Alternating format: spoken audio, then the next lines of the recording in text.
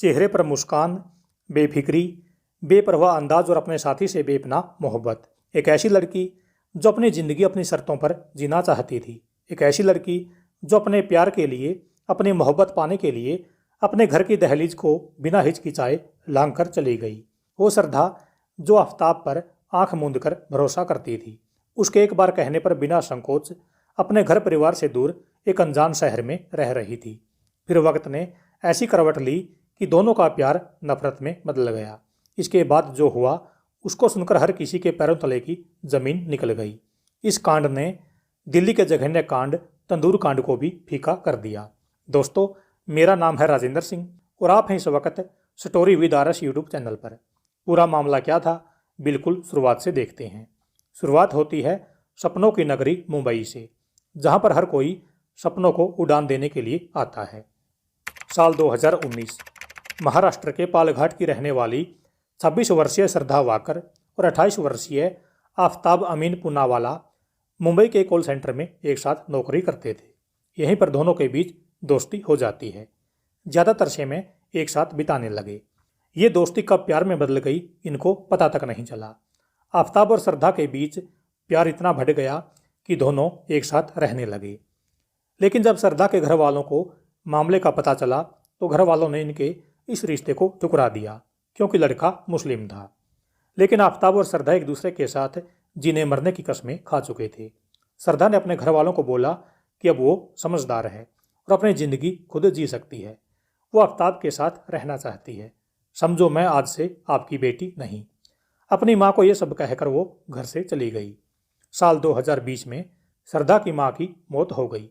श्रद्धा की माँ सुमन अपने बेटे के साथ अपने पति से अलग रहती थी, यानी कि श्रद्धा के माता पिता का आपस में झगड़ा चल रहा था। जैसे ही उसको अपनी माँ की मौत की खबर मिली, वो अपने घर वापस आ गई और यहाँ पर रहने लगी। इसी दौरान वो अपने पिता से आखिरी बार मिली। उसने अपने पिता को बताया कि आफताब उसके साथ मारपीट करता है। पिता ने उसे घर पर रहने के लिए बोला और आफताब को डांटा भी। लेकिन आफताब ने श्रद्धा के पिता से माफ़ी मांग ली और फिर दोनों एक साथ रहने लगे। कुछ दिनों बाद इन्होंने मुंबई छोड़ने का फैसला लिया।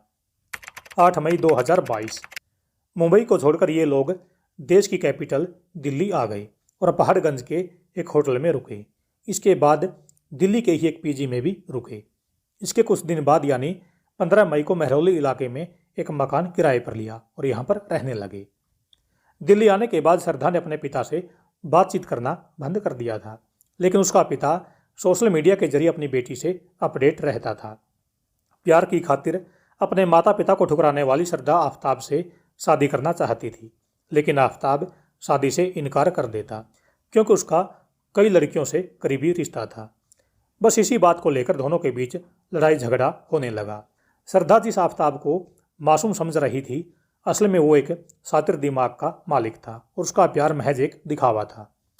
18 मई 2022 यानी कि दिल्ली आने के 3 दिन बाद रात को गहरी नींद में सो रही श्रद्धा वाकर की आफताब ने गला दबाकर बेरहमी के साथ हत्या कर दी। जिस श्रद्धा ने उसके लिए सब कुछ ठुकरा दिया था, उसी को मारते हुए उसका दिल नहीं पसीजा। हत्या करने के बाद इस शैतान ने शव के साथ क्या किया, सुनकर आपके रोंगटे खड़े हो जाएंगे। इसके बाद आफताब सुबह मार्केट गया और वहाँ से उसने 300 लीटर का फ्रिज और एक आरी खरीदा। आफताब शव को घसीट कर बाथरूम में ले गया। फिर इस दरिंदे ने आरी से श्रद्धा के शव के 2 दिनों के अंदर 35 टुकड़े कर दिए। सबसे पहले उसने हाथ पैरों को काटा, फिर उनको साफ करके फ्रिज में रख दिया। ये टुकड़े 1 या 2 दिन नहीं बल्कि पूरे 18 दिनों तक फ्रिज में रखे। वो कितना बड़ा शैतान था, आप इस बात का अंदाज़ा इस बात से लगा सकते हैं कि जिस फ्रिज में शव के टुकड़े रखे थे, उसी फ्रिज में आफताब अपना खाना भी रखता था। वह दिन में नौकरी पर जाता था। हत्या करने के बाद उसने एक डेटिंग ऐप के जरिए एक लड़की को भी कमरे पर बुलाया, यानी कि जिस कमरे में श्रद्धा के शव के टुकड़े रखे थे, उसी कमरे में वो किसी लड़की के साथ इश्क फरमा रहा था। उसने शैतानी की सारी हदों को पार कर दिया। 18 मई की रात उसने श्रद्धा की हत्या की और 19 मई की रात से ही आफताब शव के टुकड़ों को ठिकाने लगाना शुरू कर दिया। वह रात को पिट्ठू बैग लेकर निकलता और शव के टुकड़ों को बाहर फेंक देता।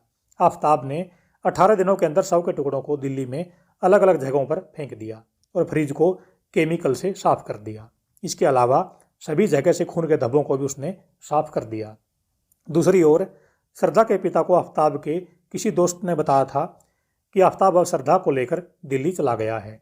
श्रद्धा का पिता व्हाट्सएप और इंस्टाग्राम जैसी सोशल साइट के सहारे अपनी बेटी की जानकारी लेता रहता था, लेकिन काफ़ी समय बीतने के बाद श्रद्धा के पिता को कोई अपडेट नहीं मिला, क्योंकि कुछ महीनों से श्रद्धा ना तो अपनी व्हाट्सएप डीपी चेंज कर रही थी और ना ही इंस्टाग्राम और फेसबुक पर कोई अपडेट दे रही थी। इस पर पिता को कुछ अनहोनी का शक हुआ और उसने अपने बेटे से पूछा। बेटे ने अपने पिता को आफ्ताब के करीबी दोस्त लक्ष्मण का नंबर दिया। जब पिता ने आफ्ताब के साथी लक्ष्मण से बात की तो उसने बताया कि 2 महीनों से मेरी आफ्ताब से कोई बात नहीं हुई। इसके बाद 8 नवंबर 2022 को श्रद्धा के पिता ने दिल्ली का रुख किया और यहाँ आकर थके हारे और एक मजबूर पिता ने अपनी बेटी की गुमशुदगी की रिपोर्ट दर्ज करवाई। पुलिस ने शक के आधार पर आफ्ताब को गिरफ्तार कर लिया। पूछताछ में आफ्ताब ने बताया कि उसने श्रद्धा के अलावा कई और लड़कियों से संबंध बना रखे थे और श्रद्धा को इस बात का पता चल चुका था। वो इसलिए उस पर शादी का दबाव डाल रही थी। उसने श्रद्धा को रास्ते से हटाने का प्लान मुंबई में ही सोच लिया था। जब पुलिस ने पूछा कि आपके मन में ये कांड करने का आइडिया कहाँ से आया, तो आफ्ताब ने बताया कि उसे बचपन से ही वेब सीरीज देखने का शौक है। उसने हाल ही में अमेरिकी वेब सीरीज डेक्स्टर देखी थी।